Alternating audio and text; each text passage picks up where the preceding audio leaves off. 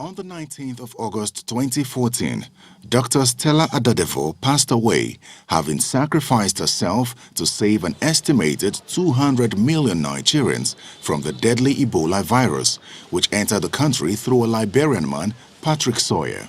Dr. Adadevoh, in a heroic move, held down Mr. Sawyer and, with the support of her staff, prevented him from leaving the hospital, thereby contracting the deadly virus. We must honor such individuals. 5 years later, her name reverberates in the House of Representatives as an unsung hero. In the course of immortalizing the name of this woman, that they should take a step forward by also giving something that is very good to the family. In the fight of Dr. Dora Akunyili in trying to make sure that we erase substandard drugs, what has been her position after she has been dead? Let the honor of Dr. Adadevoh stand as a source of encouragement to others to perform patriotic acts. All is not politics. We cannot give national honor to politicians only. It's time for our country to begin to cherish those who died in active service. The lawmakers want her immortalized. Her name of the doctor in question be named after a prominent medical institution in Lagos.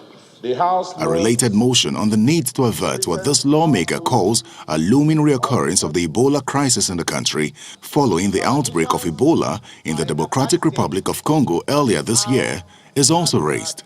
Worried that given the proximity of the Democratic Republic of Congo to Nigeria and other West African countries, if necessary measures are not put in place to prevent the recurrence of the pandemic in the densely populated country like Nigeria, the impact may worsen and become difficult to cope. The federal lawmakers also want the Ministry of Health to employ precautionary screening measures not only at the airports but also the seaports and land borders. It's been 5 years now since the country was declared Ebola-free by the World Health Organization, owing largely to the heroic efforts of Dr. Stella Adadevoh and her medical team.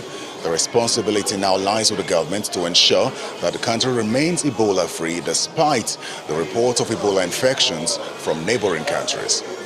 Terry Ikumi, Channels Television News.